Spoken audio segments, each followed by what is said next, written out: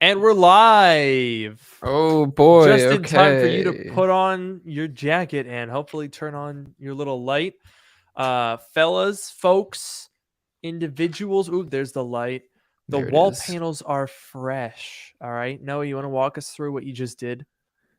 Well, actually, I attempted my theory for the wall panels, or partially why they might not be doing so well is because there is some residue on the Hmm. wall from the tape, and I figured maybe I could try to remove the residue. And the approach that I tried was that I read online was to soak it in water and dish detergent and then try to like Hmm. scrub it off. But Okay. it didn't seem to do anything, or maybe I just like didn't do it for long enough. So I don't know. I'm gonna have to keep looking into it. Well. That is interesting. So I would have thought, honestly, the fact that you're talking about residue is interesting because it seemed like the wall itself wasn't sticking, but now it seems like perhaps the wall is only part of the problem because it seems like the adhesive is delaminating from the adhesive strip. Yeah, there's definitely, and I mean, you'll see as the wall panels fall down throughout the show, as they always Inevitably. do. You will see that there is some residue, quite a bit of residue, Oh on the my. walls. So yeah, I guess maybe the tape is part of the problem. Maybe we could try another adhesive solution. Well, I'm lost here, honestly. But besides just wallpaper pasting them up there, and I don't even know if that would work. I really can't think of what you could do. Yeah, I don't know. I'll try another adhesive. We could see if that's an Another option. brand, yeah. Yeah, different And then different whatever product. brand, if we get a brand that does work, we can pester them until they sponsor us. That would be that would be a good sponsorship I because we agree. actually use the product. It's very Yeah, relevant. I mean, the wall panels are part of the brand at this point, so it's they very are. relevant. We should honestly rename our podcast from Dark Mode to just Panel Mode. We've mentioned that before, and I don't know if we've discussed it thoroughly enough because I think it makes sense. Well, we would have to bring it up with the shareholders, and we'd probably have to do a board meeting if we wanted Mm, to actually ratify that. It's a lot of paperwork. lots of red tape, yeah. Yeah, lots of red tape, some blue tape, might even be some yellow tape in there. And you know Lots of what? lots of tape. Lots of silver tape. It's actually silver. That You looks can't really blue. tell. It's just the okay. I realize this joke doesn't work very well, but it's just see the tape itself is silver. It's just the coating that you peel off is blue. Oh, that's the tape? That's the culprit? That's what's on the wall panels? This is the tape. This is the tape. Whoa. The infamous non-working tape. That's right. That My, is right. my, my. Yeah. Oh, That's it. here's another question for you. Is the old website working with the polls? Can we do a poll tonight? That's a great question. Let's I forgot about it until about 10 minutes before this, before we started here. That checks So out. let's just see because the last time I tried to start it, I tried to start up the server and it kept crashing, which it shouldn't have. That wasn't intended. Was it not? No, but let's see. I'm trying to start it. The last time it seemed like there was like a memory issue or something, which yeah, it's Hmm. it's crashing and I'm getting a really What? really weird error message, so I'm not sure. That's odd. Yeah, let's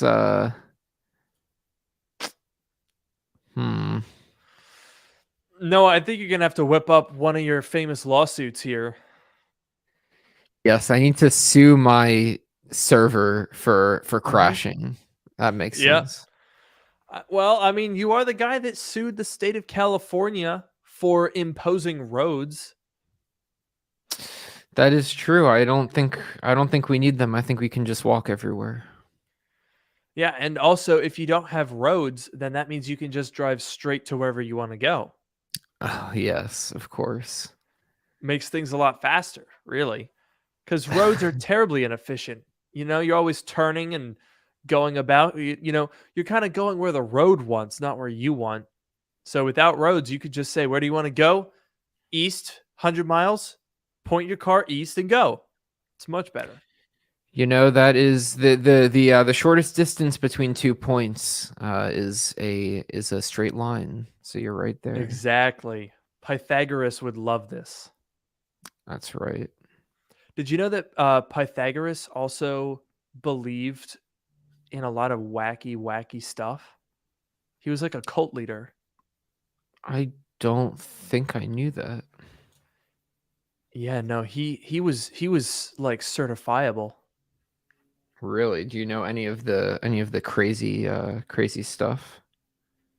Um, I think he believed that every time you nut, you like drain your soul. You know what? That I'm not gonna say anything. Anyway, so that's one thing. Very interesting. And I just did a little update on the server. It says that it's running, so let me see if I can actually connect to it here. We might be able to do a poll today. I don't want to jinx it. Oh, in fact, I've already got a topic for the poll here because one of our chats here was talking about the Lucid, and I think we should address that.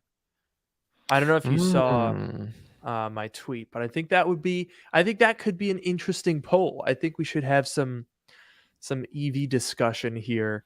We haven't heard anything about the Apple Car in a while. Maybe we could address some of those aspects. Yes, I have some hot takes about Teslas that Oh, I would be willing to get canceled for. oh shit. Okay, all right. I think we should full send it. Do you want to get started? Give me a second here. I'm starting up my poll editor thing, and I think it's gonna work. And then we should be good. Let me see here. Paul Okay, yeah, Weathers is looks with us like again once more. Welcome, welcome. very nice. It looks like the poll should be good to go this time. Oh, fantastic. We can use this to test our hot takes and see what temperature they are, in fact. Yes, very All right, good. well, if that's ready to go, I'm ready to go. We can just get started here. Yeah. Let's. Oh, I had the wrong. I had the audio recording microphone was set to the camera instead of the microphone. So Good let's catch, fix because that. that would have sounded bad. Yes. Okay. Let's go for it. Welcome to Dark Mode, the podcast that brings you sage technology advice from two technology experts. And that's not just what we call ourselves, it's what our moms tell people when Siri forgets to wish them a happy Mother's Day, because we're good boys and we would never do that. I'm your host, Luke Miani.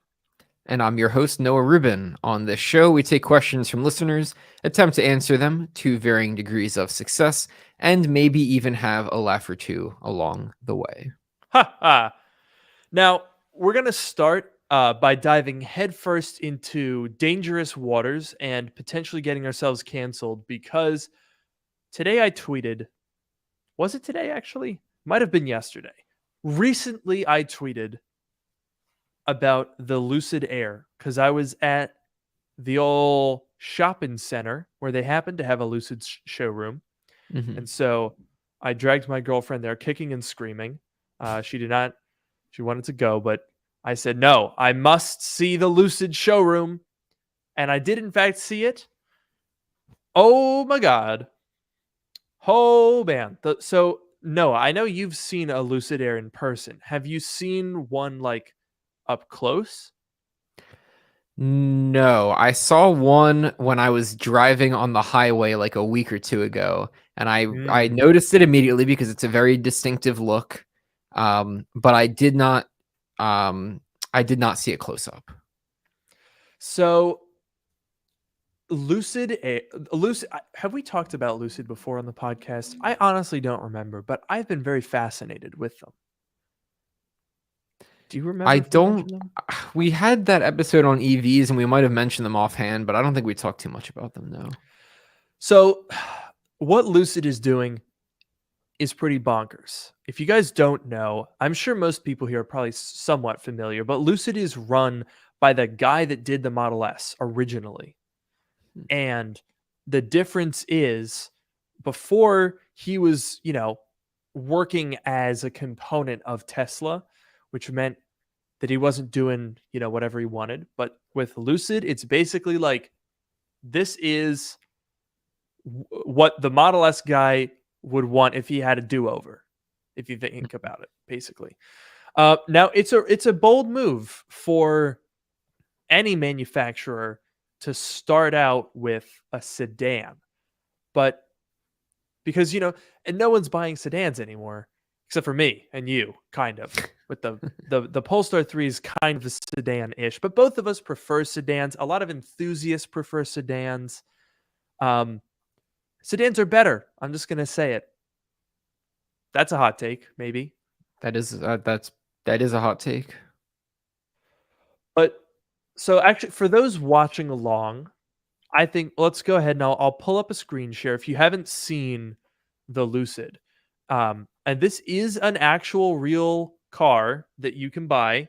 Well, that you can pre-order because they are shipping. I think they've shipped a little over 300, right? So this is very early stages, but this is the Lucid Air. This is what it looks like. And I will say, I don't necessarily think that it is a beautiful car. I think it looks cool. I think it looks distinctive, but I wouldn't necessarily go as far as to say that it's a beautiful car. What do you think, Noah? What was your take? You saw one driving on the road in person, possibly even in this color. It might have been, I want to say it was a white one. I think it was a white one because my first thought was that, especially from the front, it looks like RoboCop. And I think the fact that it was a white one definitely helped with that comparison. I think the front is the most successful angle. They've certainly outdone Tesla, in my opinion, in being clean. I think the Tesla has a more attractive shape, the body lines, the haunches at the back. But I will say the Model S, it's old. The design is a little bit stale. That's my take. I don't know. Some people don't like the Lucid Air. Someone said not great looking. Others say it's as if a Bentley or a BMW had a baby. I don't know if that's a good thing or not. Cole Weathers thinks that it looks like your grandparents' couch, which is definitely not a good thing. Someone also said it looks like a Pontiac, also not a good thing. But honestly, competition and just innovation in the EV space is something that we could all appreciate. Now, my take on the exterior is I think a Model S looks better. I think there are better looking EVs out there, but I still think this is cool. I like the look of it, even if it's a little funky. But the inside, bro, the inside is where the party happens. Because let me see if I can find like a good gallery here to show you guys what we're talking about. Because I don't know if you got to see one in person, Noah, but the interior, the materials, the look are just insane. Just absolutely insane. Let me find it. Where's the no picture? Well, I'm trying my hardest. Oh, wait, Yeah, I wait. definitely saw the picture that you posted on Twitter, and On Twitter, I yeah. did like that look, the interior. All right, we're getting there. Here it is. Okay. So this little animation here, this is the inside of the Lucid Air. Now, someone likened it to looking sort of similar to a Porsche Panamera or a Taycan. I see that a little bit in the center screen that's vertical. I wonder if we can get a better shot here of the dashboard.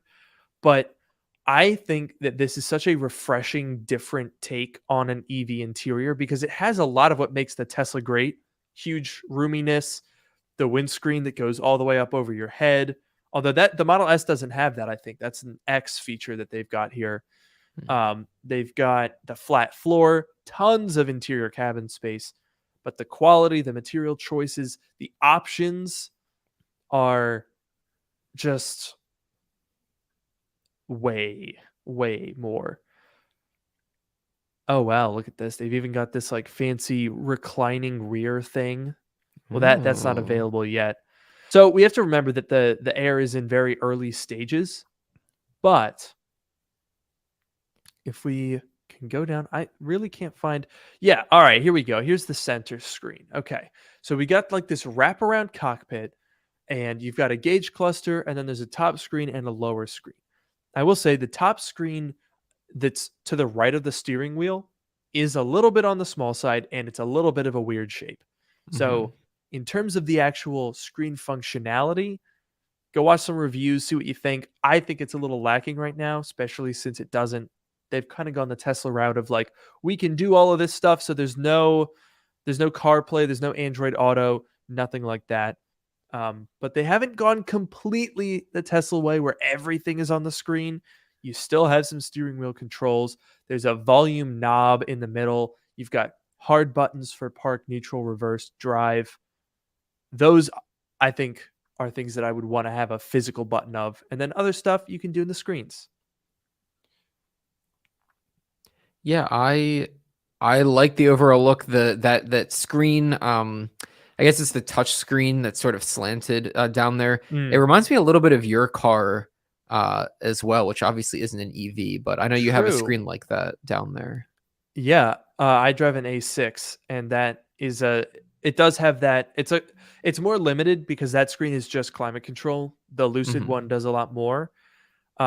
And I'm trying to find if there's a picture of it. I don't think they show it, but that slanted screen down there, you might be able to see no at the very bottom in the middle. There's a little button because if you Hmm. push that, that whole screen lifts up and sucks into the dashboard.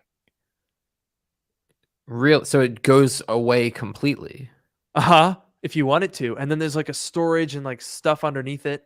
And then you can bring Huh. it back. It's pretty cool.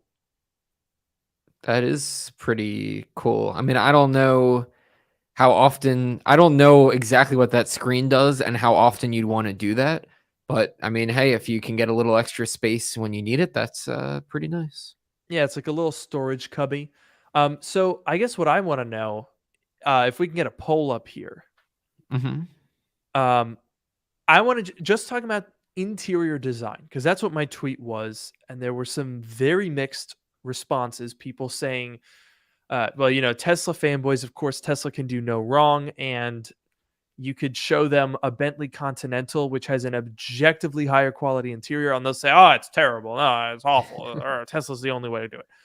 Um, but I am curious to see with a more uh, neutral audience here. Hopefully, let's get some opinions on the interior design. Let me, you know what? Here we go. Let me also Google images some more so that you guys can see a few more options. I think everyone's generally familiar with the inside of a Tesla. God, these are all the smallest pictures known to man. Better blow that up a little bit. So I'll scroll through here a little bit. And We can then get some opinions in chat here. Let's pull up a poll. You know when that's ready, Noah? What do we want to? We got to get some options going for the poll. Oh yeah. So let's have the question be simple.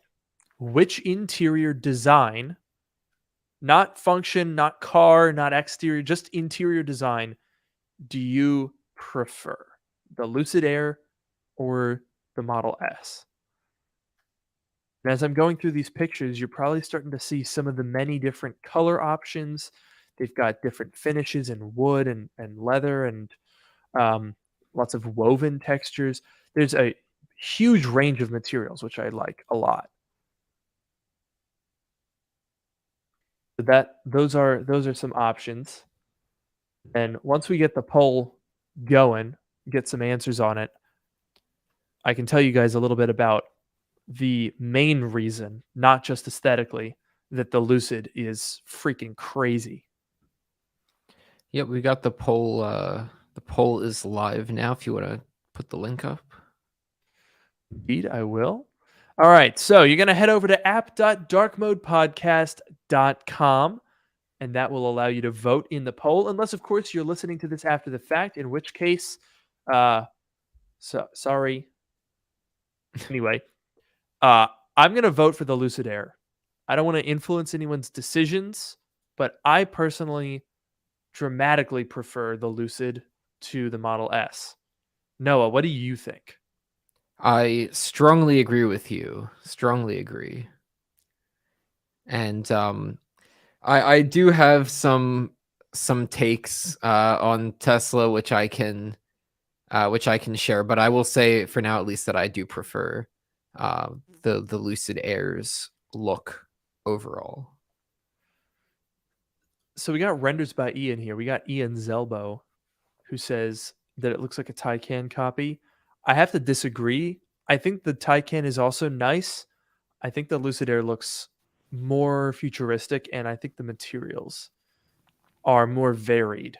Like the Taycan has a lot of like, you can get two-tone Taycans where it's like maybe even up to 4 tones, but the Lucid has like different wood, different dash. You can have like fabric, wood, Alcantara, and leather all on the same dashboard. It's like minimal but also complex. I think it's masterful. So a couple of people are wondering about pricing, and I've saved that until after we have this vote already going, because that's the thing that blows my mind about Lucid is, and keep in mind, this is not hypothetical. They are actually shipping cars. Now, as did Tesla, they're starting on the highest end. So right now, the only Lucids that are actually shipping are the Grand Touring, which I actually think they had. It was one even above that. It was like the Grand Touring Super Maximum thing, which was basically like a first edition package. And so that one carried a huge price premium, basically just, to like for initial investors, people that wanted to get to the top of the line. It's like a special version.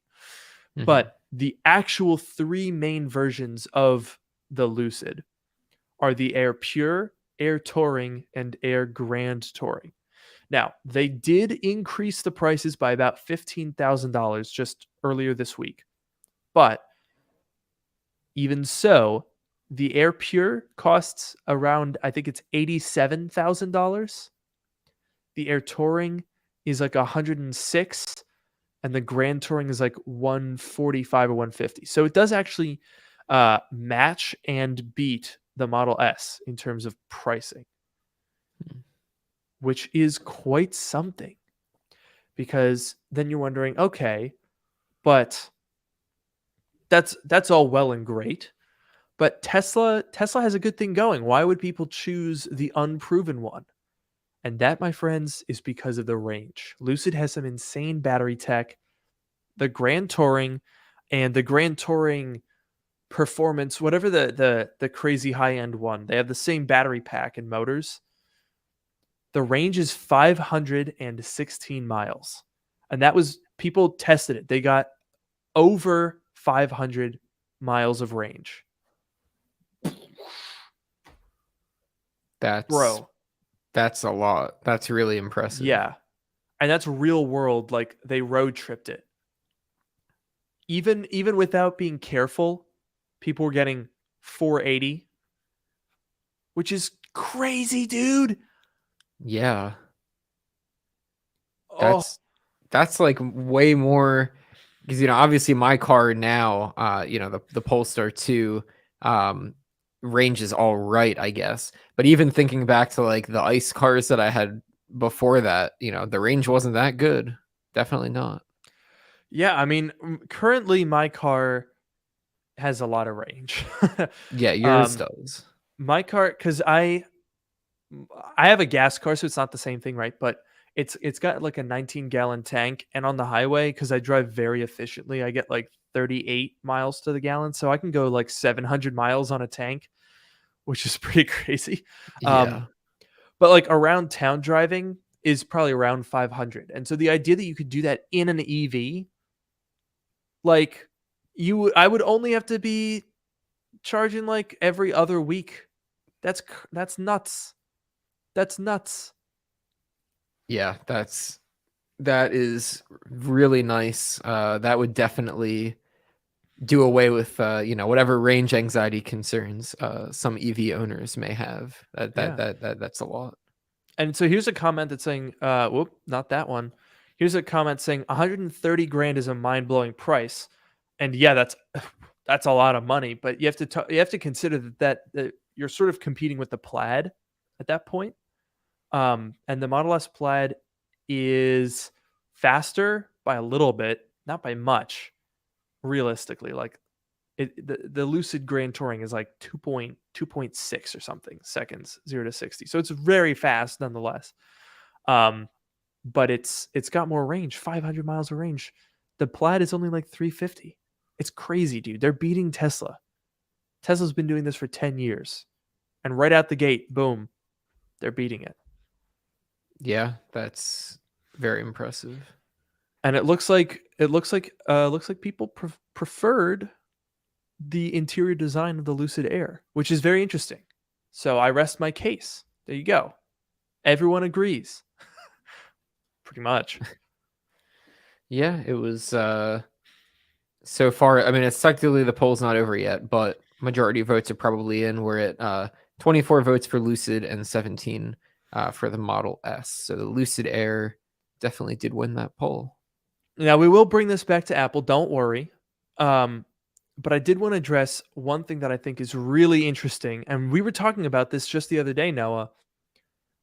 Why would you need 500 miles of range versus 400? A great question.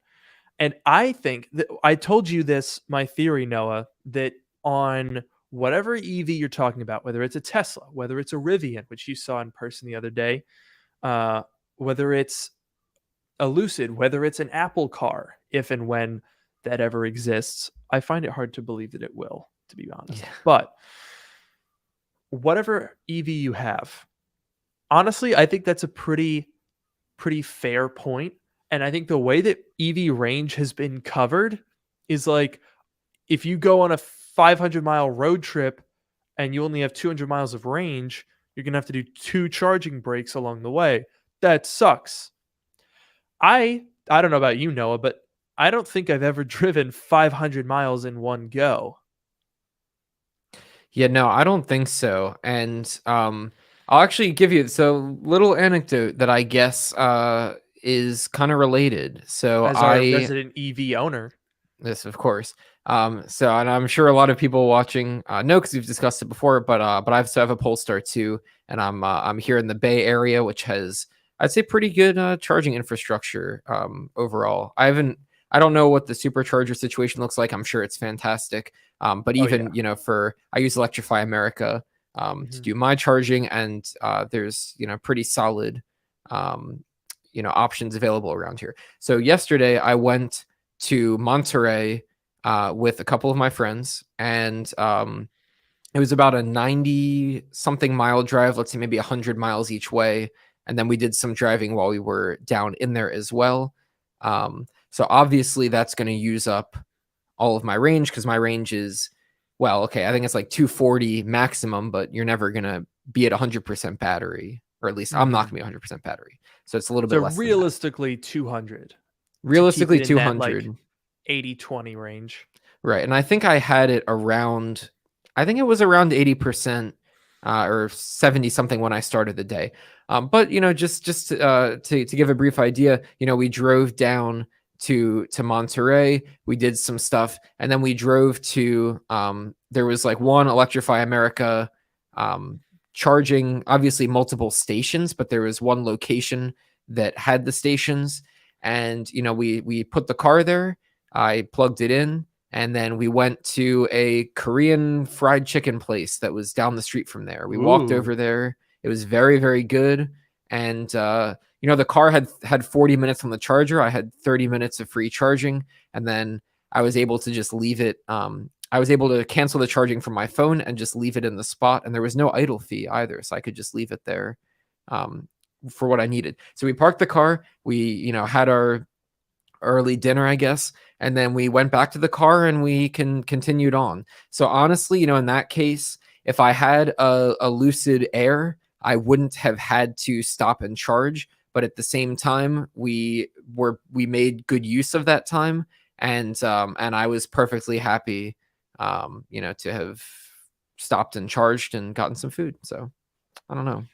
That's a great point. I mean, I think essentially what it comes down to is as fast charging and charging stations in general become more and more available, then the range doesn't become an issue. Like nobody thinks about the range in their gas car. Mm-hmm. Nope. Nobody has ever considered that. Like it's just not a factor. So I think eventually EVs will progress to the point where you're not going to be shopping based on range. You're going to be shopping based on efficiency, because that means you will need less electricity to run it. Just like miles per gallon, I think eventually we're going to get to miles per kilowatt hour.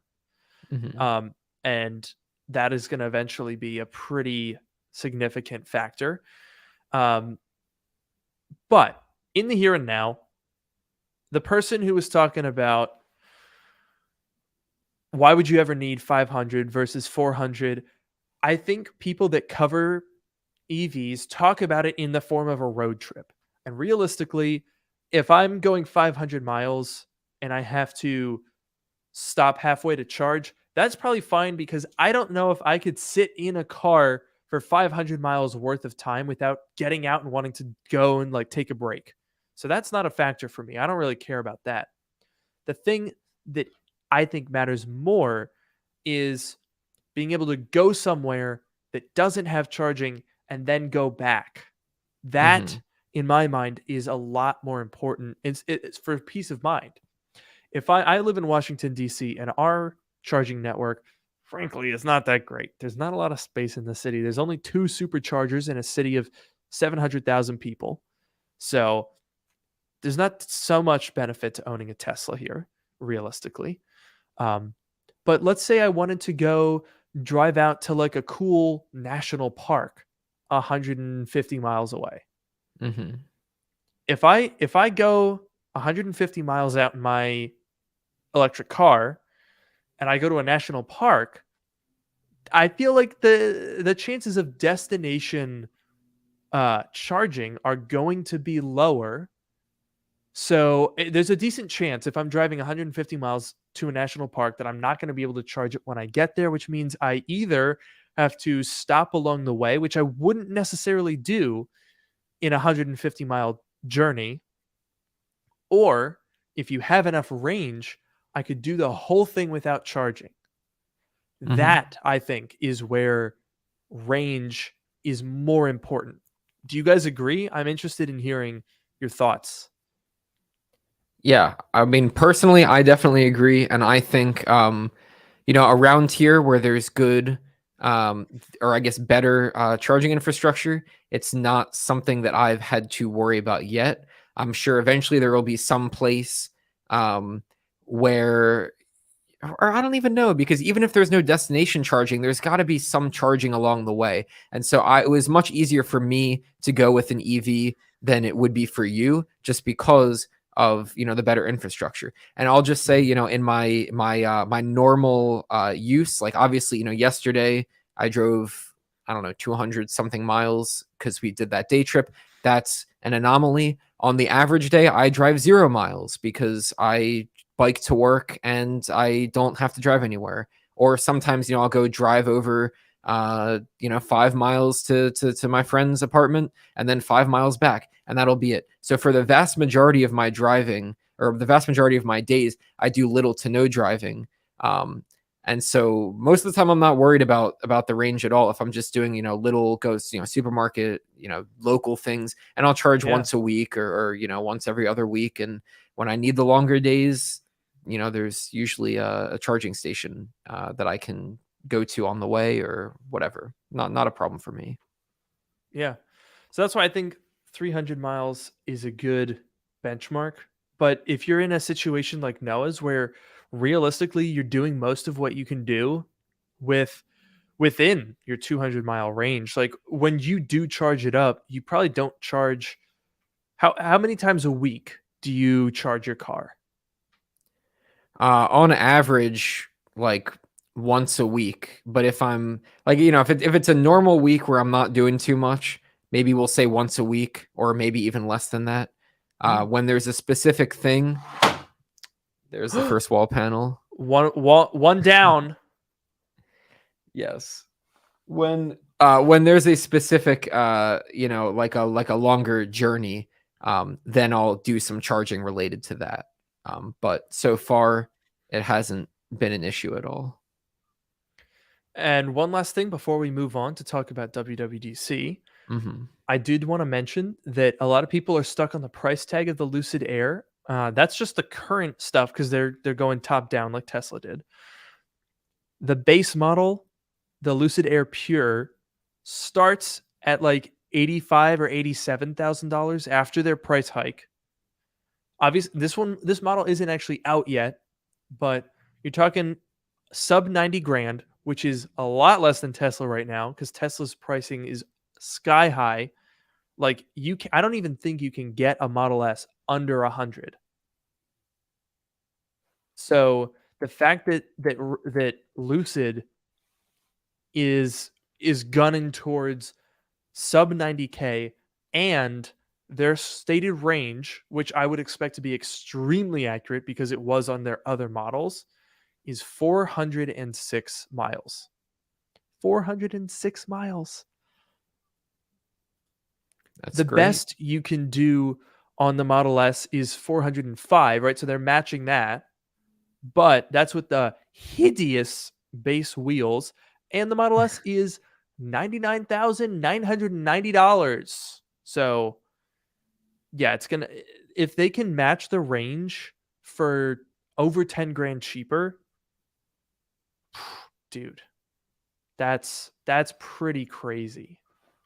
That is. And I think you can get a better rebate through Lucid than Tesla, right? Better federal rebate. That's true.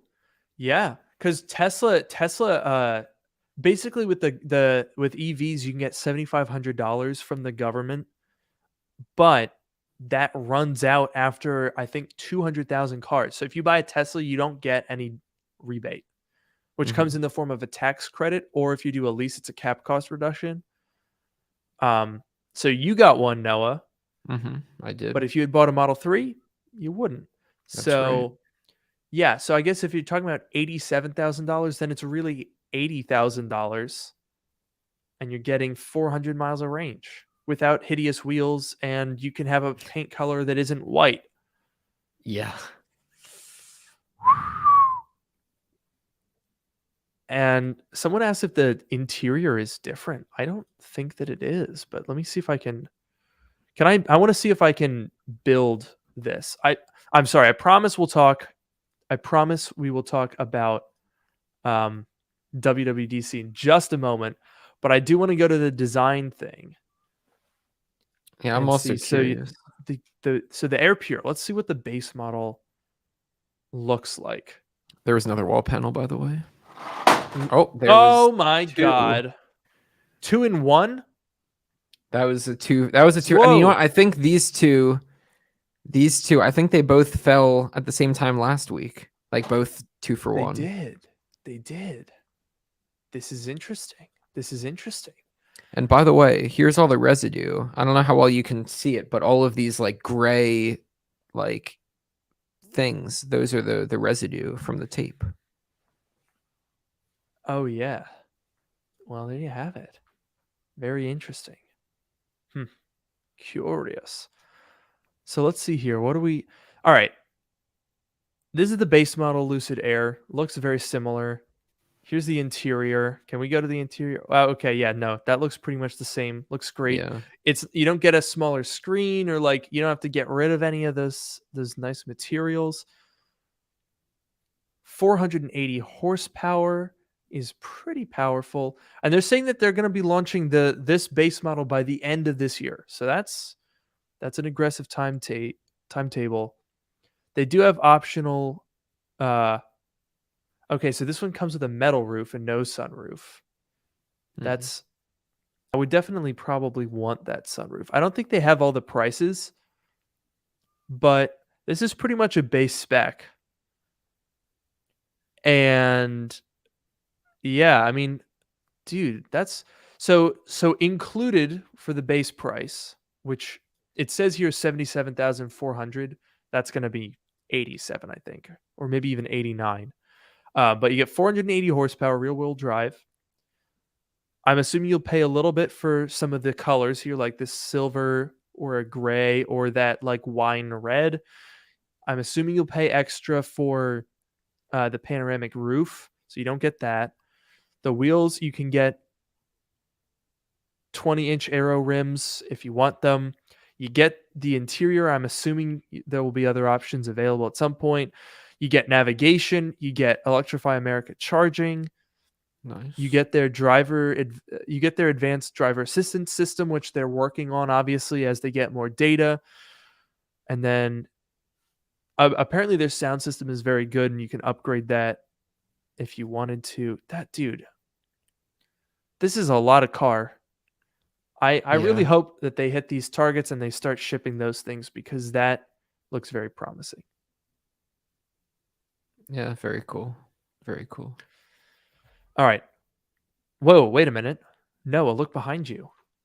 Yeah, a fourth I noticed. wall panel.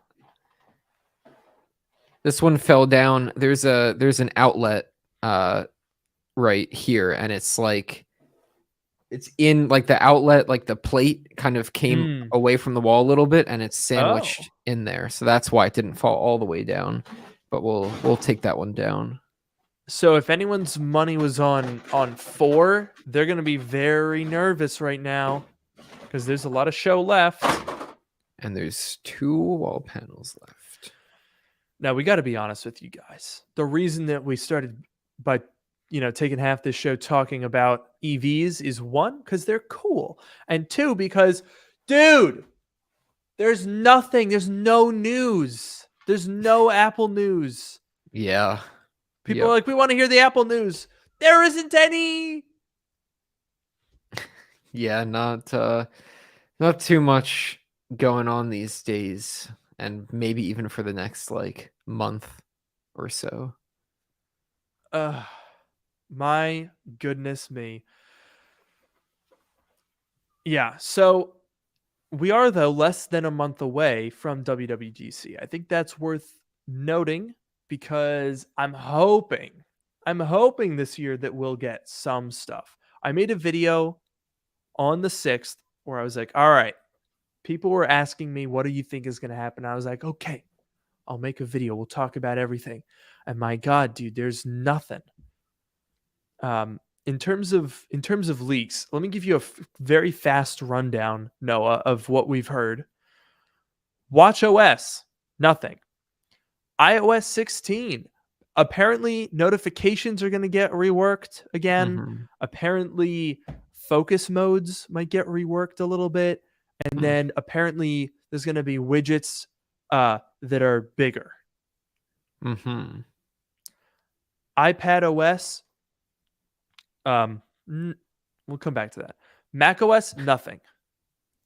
So WatchOS and Mac OS, just kind of really haven't heard anything. So that's fun. And iPad OS, this one I think was the most interesting. This isn't necessarily iPad OS 16, but I don't know if you saw this, Noah. Literally the only piece of Apple news that's happened in the last week or so. Apparently, Apple filed a patent for a keyboard accessory that triggers like a macOS style UI when an iPad Pro connects to it. I did not hear about that. We don't know any further details than that, but think a Magic Keyboard. You plop your iPad in it. It knows that it's now connected with a mouse and trackpad, with a keyboard and trackpad, sorry. And we get some more macOS looking UI. And I read that and I thought, say more right now.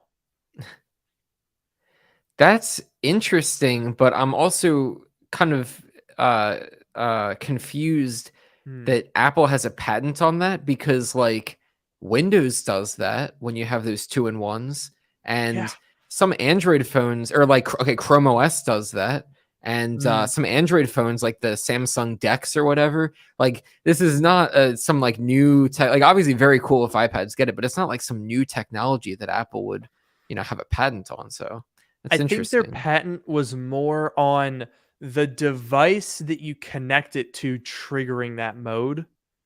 So it's not a 2-in-1. It's like an accessory, I guess. Which, first of all, how Apple would that be? Like, hey, $1,000 your iPad Pro, but you got to spend another $300 if you want to unlock the Pro mode. Ooh, look at us. We're so sneaky. Yep, that is something that Apple would do. That Tim, come on, man. Oh God, please let that be backwards compatible. All right.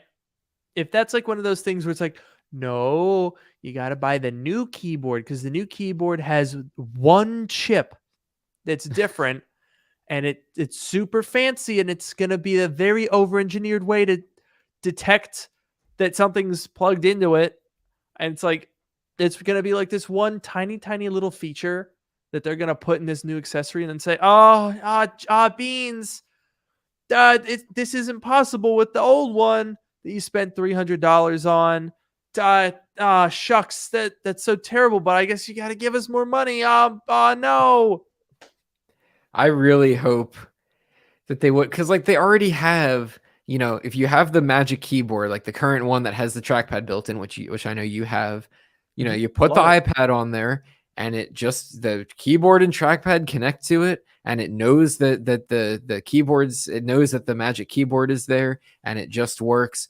And there is no reason why that shouldn't work with a supposed new software mode. And honestly, I think that it would. I really do think that if Apple releases this as a software update, that it would work with the old Magic Keyboard. And even if you had your own keyboard and trackpad that you brought, I really do think that Apple would make it work. I really hope that they would make it work. And I think it would be a great thing for iPad OS because it desperately needs it. And I'm sure that this new keyboard accessory, if it is in fact a new keyboard accessory, would have some additional feature. And then I'd be like, well, I guess I got to buy it now. And so they'd probably still be able to sucker me into it. But at the very least, I would like them not to force me into it. That'd be appreciated. But yeah, I mean, that's really what iPad OS needs. And for the record, I don't think this would refer to dual booting. Like, I really, really do not believe that there's going to just be full up Mac OS on an iPad. I think it would be more like, here's how I could imagine this. Let's say the iPad knows when it's connected to a verified Apple accessory. I would imagine them limiting it to that, right? It has to be licensed, right? So it knows when the smart connector is being used, not just a Bluetooth one like some of the cheaper ones are. And it can say, oh, a keyboard and trackpad are now connected to me. So what I'm now going to do is let you have windows that can move around on the screen and can layer on top of each other.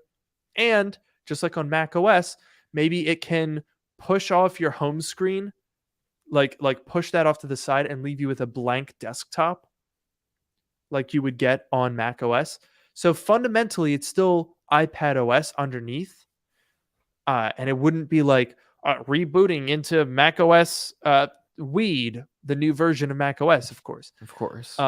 It would just be like, it would just move it over and then let you use Windows. Something simple like that, I think would really make a big difference. Yeah, there's no way that we're getting macOS dual booting for so many reasons, but Yeah. I guess one of which being, if you boot into macOS and then disconnect the keyboard and trackpad, then what happens? Oh yeah. Oh, that'd not be good. Yeah, that's not gonna happen. There's no way that it's going to happen. And like, even if you could, because like, you could use Sidecar with your iPad and you can use the Apple Pencil as a trackpad and software, like whatever. It would be technically possible for Apple to make macOS work on an iPad with no accessories connected, but it wouldn't be a good experience and Apple would never do that. But definitely, iPad OS, adapting slightly, enabling Windows to happen. And it could totally happen because Apple interfaces, like the way that they've designed the like core components of the software is so good for this. Because like, when you have iPad, on the iPad, you can put Windows in split screen and you can have them be very thin like an iPhone, half screen, 3/4 of the screen, or full screen. And there's so many different screen sizes between iPads and iPhones. And the way that the software is built, it's built to handle, or, the way, obviously, some software will break, but like if you design your software well, which the vast majority of apps are, then they will work on, all of these different screen sizes. And, if you can make it thinner or wider. And then if you make it, shorter, then it's just like having a shorter screen and you just scroll a little bit more. And that's totally fine too. So there's no reason why Apple can't do this. All Apple has to do is this. It's simple. Exactly. And then you're good to go. But they've designed the core systems very well to enable them to do it. And now they just have to take advantage of their good decision and please just do it. I know. Oh my God. Yeah. And honestly, I do want to caution you guys, that was a patent that we just heard about. I don't necessarily, I wouldn't consider that an iPad OS 16 leak. I just consider that iPad OS news. We don't really have any information saying like when that would happen. Oh, wall panel 5. And once again, Noah, the one behind your head is the only one left. That's right. That wall panel is stronger. Something special about it. Or it's the location because the wall panel changes. Yeah, I think it's something to do with the location. What could it possibly be? Is there treasure buried behind there? Have you considered that? Well, if it falls down, then you'll find out. Yeah, so let's see here, folks. Put your bets. We've got like 17 minutes left. Is it going? Are we gonna go 6 for 6? What are we thinking? But now, as we're getting some responses in there, I did want to talk about the Big Daddy, the Mac Pro, because this I think is what a lot of people, even if you're not gonna buy a Mac Pro, like probably most people are not going to buy a Mac Pro, but a lot of people are really, really curious to see what happens. Not because you want to buy one, but because it's just fascinating. It's like supercars, right? Most people are not going to buy supercars, but loads of people want to see what the new supercars are going to be. And that's the case here. This is Apple's Halo product. And right now,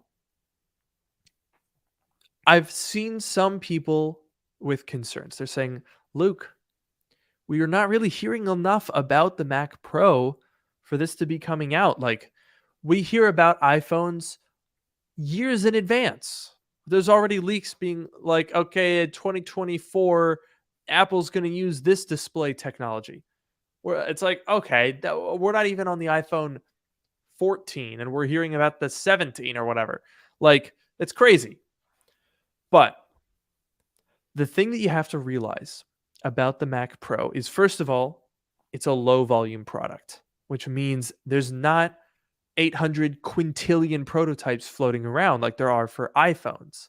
Because obviously Apple sells like 50 million of those in the first weekend. And they've never sold 50 million Mac Pros total over its entire existence. So it's a lot easier to keep that a secret.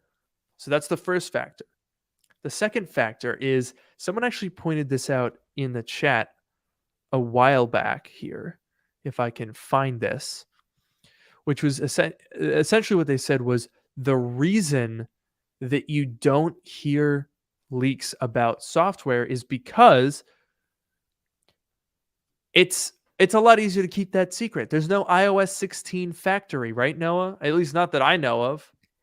Right. Yeah. It's a lot easier to keep it a secret. It's a lot easier to keep it more internal, right? Because as you know, and as you've explained, the leaks are coming not from Apple, but from the factories and from like contractors more. With the software, there's a lot less of that. So that's why it's very rare to hear OS leaks. Like I mean, honestly, that's great because whenever Dub comes around, we're always like, whoa, that's cool. So that'll be fun. But where this applies to the Mac Pro is if you go back in time, 2019, 2017, 2013, all three of Apple's highest end Pro machines over the past 10 years were announced at WWDC, but didn't come out and get, ordered or delivered until December. And that is key because none of those products had substantial concrete leaks. We heard about the existence of the trash can Mac Pro. They were like, there's a new Mac Pro coming and it's super different. We heard about, there might be a higher end iMac. And then we heard, Apple's finally revamping the Mac Pro. But none of those products had leaks like we've seen on. All 6 are down. And it didn't hit me in the back of my head this time. Good. We're already improving. Yeah.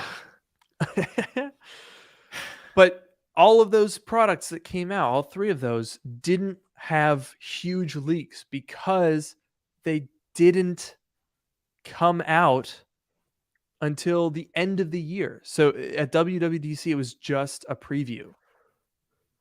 And that, I think, is very telling. Yeah, I personally, and this is just based off of precedent and I guess just what I think, but I do think that we'll hear about the Mac Pro and we'll get a preview. But yeah, definitely we're not going to see it, start getting delivered and actually launched until probably December at the earliest. And so, wherever it is in the development stage, it might not be exactly at the stage where the leaks would really start to come out. And you know what? Maybe that's kind of smart for Apple. They're getting ahead of the leaks and announcing it before it really gets to that stage. Maybe I'm wrong, but maybe they're announcing it before it gets to that stage where it really, would get leaked, and they're just getting ahead of that, which is good for them, I guess. And okay, I gotta tell you about my conspiracy theory. Okay, so I've been thinking about this for a while. And I think I mentioned this sort of offhand. But 3 years ago, Apple came out with the Mac Pro and they said, we messed up. We made the wrong product in 2013. They literally said in 2017, before the iMac Pro came out, before the new Mac Pro came out, they said, hey, oops, the trash can Mac Pro is not good. We designed ourselves into a corner. It doesn't have room to upgrade, and we're going to fix it. That's crazy. I made a video about that a couple weeks ago if you want to go check that out, where I analyzed what happened at that meeting. But basically, that was an unprecedented level of Apple saying, yeah, we really screwed the pooch on this one here, folks, and we're going to do better. So just 3 years ago, the Mac Pro was fixed, right? They said, okay, you want to upgrade? You can upgrade everything: CPU, GPU, RAM, expansion, afterburner cards, storage. The internal built-in SSDs were originally not upgradable, and then they said, okay, fine, upgrade those too. And then you can also add PCI cards. It had an internal SATA port. You could buy drive bays, and there's a billion things that you can customize on that. And everyone was like, oh yeah, heck yeah, this is awesome. And then now the Mac Studio has come out and is faster than like a $20,000 or $30,000 Mac Pro. So, that's a very short that's a very short lifespan for those that spent 20 grand on a Mac Pro. Probably should have just bought Bitcoin instead in 2019. But anyway, does it not seem weird to you, Noah, that they would do that, spend a ton of money and say, all right, we're going to do it right. This is what a Mac Pro is. It needs to be upgradable. It needs to do this. This is the Mac Pro. And then just 3 years later, say, yeah, so never mind again. We're just going to do two Mac Studios glued together. Really? That would be, because you have to think that, like, you know, at the time that, so what was this, 2017, right, is when they launched this new Mac Pro that was super upgradable. And obviously that was, I don't know, 3 years, right? 3 years removed from when Apple Silicon was announced to the general public. But you know that, you know, Apple had been working on it for years. And even before Apple Silicon, there was, you know, they had the iPhone and the iPad chips, so they knew what it was going to look like in a Mac. And I'm sure they had plans at that point to put it in a Mac, you know, regardless of how far they had developed into it. So when they announced that, they definitely at least had a good idea, if not further in the process. They had a good idea of what the Macs of the next couple of years were going to look like. And so for that reason, I agree with you that it would be weird. And so I'm wondering if we're going to see, and I think we might have discussed this a little bit, you know, that the maybe there will be some more integration. You know, if the chip is going to have the unified memory and the CPU cores and the GPU cores, maybe that has to be a single package, or maybe not. But if it is a single package, maybe that package will be on a board that you could swap out of this new Mac Pro. So there would be some amount of upgradability, even if you have to compromise at that point.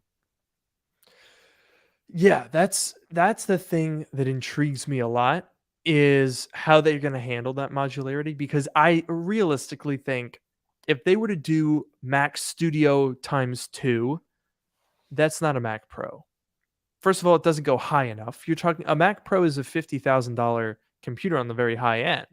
Right. And if you were to take two M1 Ultras, the way that they did it with M1 Maxes, you would top out with 40 CPU cores and 128 GPU cores, and then 256 gigs of RAM, I believe.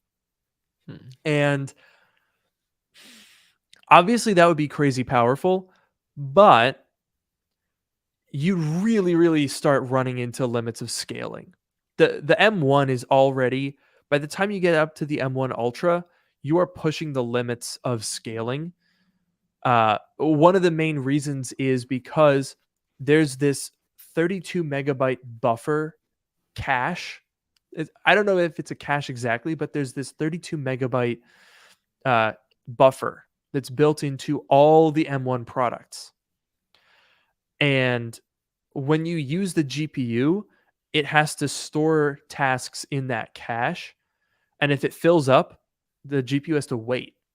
So if you go from the 48 to the 64 core GPU Mac Studio, you don't see a ton of difference unless your programs are specifically designed around that. And so if you double that, if you double the CPU, double the CPU, double the CPU, double the GPU, double the RAM, you're not going to be able to get around that, because that cache doesn't change whether you're on an M1 or an M1 Pro or an M1 Max or an M1 Ultra. So I think sandwiching two M1 Ultras to make an M1 Extreme is not the way they would do this.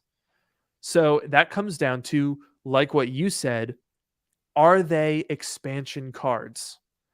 Do you plug in like an MPX module, say, that has an M1 Ultra on it, and you can add them together? But then that also means adding additional SSD controllers and adding additional, like, the RAM would then be on separate packages. It's a little clunky, I think. So what I'm wondering is it an M1 chip at all? Yeah, that's a good question. I don't want to derail the conversation too much, but I remember we had discussed that 32 megabyte buffer, and if I remember correctly, that had something to do with the TLB. Is that right? I think you remember the tweets maybe a little bit better. And do you? That's yeah. And do you? I don't know if you remember the explanation, but I actually think it's kind of interesting, and maybe someone in the chat knows this better than me. But if I'm remembering from my class correctly, so the TLB is the translation look aside buffer, or something like that, and it maps virtual memory addresses to physical memory addresses, and so I think that means that the more memory that can be addressed, or I guess really the more memory that you would be addressing at a single time, the more important the TLB is. Because whenever you want to access some region of memory, you'll have the software will have a virtual address. It will need to translate it into the physical address, on the chip so that it can go and get that memory. And so if we're talking about, Mac Pro levels, 256, really, I guess would be if you took two M1 Ultras and put them together, but that doesn't seem like enough for some tasks. I would expect there to be even more memory. And then I think if I'm remembering and understanding correctly, that would be even more of an issue. If you're using all of that memory at once, then the TLB is going to be a lot more active, and then you'll end up with this problem called thrashing, where all of the if you're trying to access so much different memory at once, the TLB is spending all of its time looking for all of the new data instead of actually having the data, and so then you get like super slow down because it's just constantly doing all of these lookups and whatever. So not to derail too much, but if that is an issue, and if I'm understanding it correctly, which I think I am, then even more memory would be even more of a problem for this current architecture. And so that also raises an interesting question. Thank you for filling in those details. That's what I was missing on the explanation side, because I didn't remember from those tweets. But yeah, so essentially the more you add, the more noticeable that becomes. If you have an M1 or an M1 Max, or even the 48 core M1 Ultra, you're only going to just start to see that. But once you get up to the M1 Ultra, once you get to the 64 core, it is an issue. It's one that can be fixed in software because you can work around it. I can't remember the specifics on how certain applications are able to do that, but even like Final Cut Pro has that issue. Like I tested the 48 and the 64 core, render export times were identical. So clearly there's a bottleneck going on there, and I think Max Tech found that there's a lot of GPU hang time where it's just sitting around waiting. And so throwing twice as many of everything isn't going to fix that problem, because you're still stuck with this fundamental limitation. So I'm wondering, and that's not even to mention that at the last event, they specifically said we have one more chip in the M1 family. So that means there's no M1 Extreme, right? We're done. It's M1 Pro Max Ultra. That's the lineup. There's 4 different tiers, right? So that leaves you with 2 options. There's the card option, M1 Ultra Duo, which I think would be really limited in terms of like scaling, the TLB issue, cost effectiveness because of how expensive it would be to have 4 M1 Max dies. What I think is break these parts all down. This is a Mac Pro, so they've got to do it, balls to the walls. They need to make a CPU, a GPU, and memory sticks. Probably proprietary for all of the above. But I think the only realistic way to make an Apple Silicon Mac Pro that is a real, legitimate Mac Pro is by making it upgradable, which means they're going to have to engineer a way to have a separate CPU and GPU non-SoC based system that allows you to upgrade it and to add more RAM. I think that's a requirement. Yeah, I think it'll be really interesting to see how exactly they do that. If they can come up with some interconnect, it's sort of like what they did for the Ultra being 2 M1 Maxes connected together. Can they do that at the chip level and separate out the components and have them all connect to each other and still work in a good way? And I think, if anyone can do it, it would be Apple, but I'm really interested to see if they manage to do something like that. I think it would be really, really cool. So I'm very curious to see what happens. And someone here, so Carl here in the chat said, so an entirely new chip design? And I don't necessarily think it would have to be, because what I'm saying is not necessarily that you completely re-architect everything from the ground up just for the Mac Pro. But what I'm saying is you take a look at the most fundamental building blocks, the actual cores, the Firestorm and Ice Storm CPU cores, and then I forget what they call their GPU cores. They have a little name for it. And then, of course, the neural engine cores and like all those different components. And essentially, instead of designing an entirely new architecture, you're repackaging those cores. So that if you look at the breakdown of an M1 Ultra, you can see the banks of GPU cores. So why not manufacture a chip that's just the GPU cores plus whatever connectivity you need to build it into a modular system? Take the CPU cores, isolate that on its own chip that would probably also have, the neural engine and maybe even the SSD controllers. Although realistically, they should break those out as well. So like take those SoC components and break them out a little bit. I'm sure they'd have to do a ton of R&D and a lot of expensive work to make it as fast.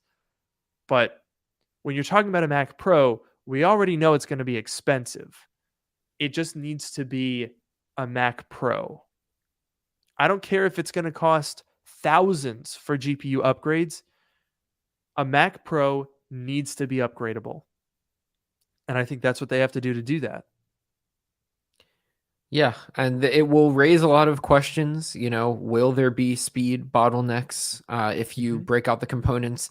Can you upgrade one component without upgrading another one? Can you add more CPU cores or upgrade the CPU without touching the GPU or the RAM or whatever else? Lots of questions will come up from that, and we can't know the answers at this point. But I'm hoping that we'll get some information, maybe both the design and the architecture at WWDC. No guarantees, obviously, but we can hope, and it's certainly possible. You know what else is certainly possible, Noah? What's that? Me transitioning into wrapping up this episode of Drk Mode Podcast. Thank you guys so much for watching. We'll see you guys next week. I have been your host, Luke Miani. And I've been your host, Noah Rubin. Have a great night.